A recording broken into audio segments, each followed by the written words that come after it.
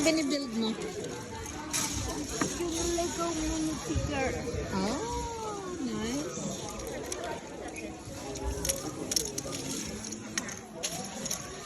Tapit na matapos yung ginagawa niya. We'll see, maso-surprise kayo niyan.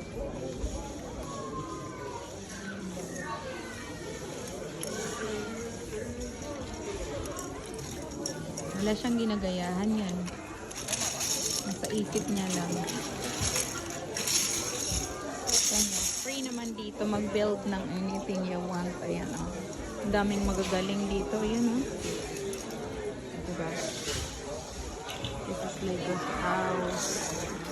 Free na free yung mga tao mag-build ng gusto nilang i-build. Ayan si Miguel.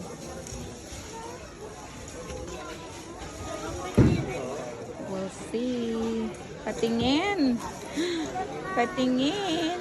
Oh. Look. Wow. Tingin nga. Yay! Ang galing naman. Wow. Ayan, Miguel.